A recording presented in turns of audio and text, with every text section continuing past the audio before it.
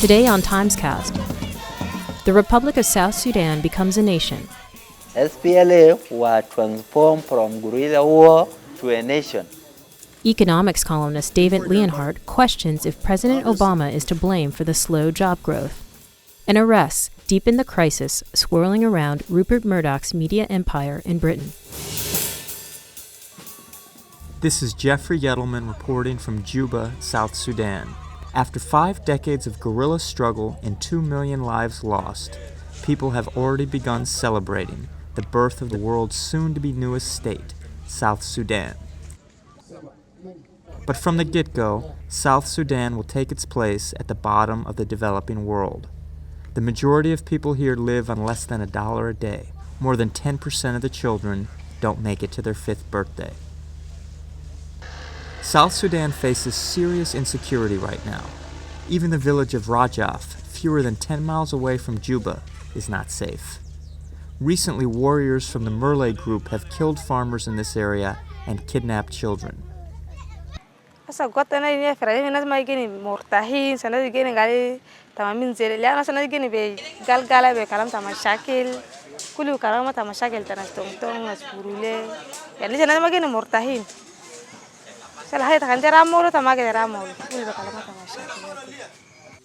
Ethnicity is another predictable fault line here, but there is also fighting within groups. You find the Dinka in Warab. They are the Dinka. They fight themselves. It's not that terrorism or insecurity. It is their own. For us, it's nothing. Let them die. Still, this is a country of possibilities. South Sudan produces around 375,000 barrels of oil per day, and much of its land is fertile. SPLA were transformed from guerrilla war to a nation. People have changed from suffering to serving because you are free. A new jobs report shows employers have added barely any jobs for the past 2 months. This is a sign that the economic recovery has hit a serious speed bump. Our economy as a whole just isn't producing nearly enough jobs for everybody who's looking. President Obama spoke about the jobs numbers in Washington today, and that raises the obvious question of to what extent does he deserve blame for the weak state of the economy? Maybe not surprisingly, there are 2 answers to that question, yes and no. We'll start with the no. The fact is that recoveries from financial crises are often slow and they're often disappointing. The unemployment rate typically rises for 5 years after a financial crisis. We're actually well ahead of that pace thanks to fairly aggressive government action. The second way in which you can say the administration doesn't deserve enormous blame on this is they are now out there trying to do things about this. They're arguing for a payroll tax cut. They want to get some more infrastructure spending. These things would help, and Congress is resistant to them. But there are also some clear ways in which the administration does deserve blame and the president does deserve blame for the situation. The biggest one is that they have consistently been too optimistic about the strength of the recovery. That even began before they took office, when they made projections about what this economy was likely to look like 1, 2, 3 years out. Today, we're pointed in the right direction. We're losing jobs at less than half the rate we were when I took office.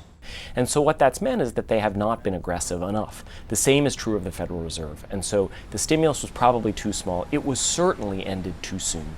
And if they had done more of that, my guess is the situation, while not good now, would be better than it is. In your resume, you can go right in. What this means for job seekers is that we're still a long way from having a healthy labor market.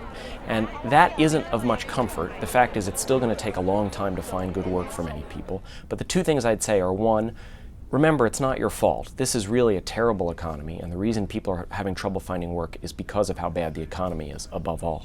And 2, for people who are trying to make decisions about whether to get more schooling, this is a very good time to make an investment like that, because despite some of the naysaying you hear, the fact is the returns to college are higher than they've ever been, and given how bad the job market is, the opportunity cost of going to school is quite low right now. And in London, a former News of the World editor and reporter are arrested. The big news this morning was that Andy Coulson, the former editor of News of the World and also a former chief spokesman for Prime Minister David Cameron's Conservative government, was arrested on suspicion of both phone hacking and corruption meaning he's suspected of having paid off police officers while he was editor of the News of the World. The police also arrested Clive Goodman, who was the royal editor under Andy Coulson, who was already served jail time for his role in hacking in 2007. It is clear that there have been some illegal and utterly unacceptable practices taking place at the News of the World. Prime Minister David Cameron held a sudden news conference today to answer questions about his own role in this scandal. He was the one who had hired Andy Coulson after Andy Coulson had resigned from the News of the World. So Cameron faces a lot of questions over his own judgment in hiring Andy Coulson in the first place. He had resigned from the News of the World. He said at the time he didn't know what was happening on his watch. He should have known what was happening on his watch. He paid the price. He resigned. I took the decision, as I say, my decision alone, to give him a second chance. It appears that Murdoch had thought that the rot in the organization was the News of the World, and if he got rid of the News of the World, everything would be okay. But actually, the brand itself seems to have suffered in a way that the Murdoch brand has never suffered before. And it remains to be seen how quickly and whether it will be able to recover.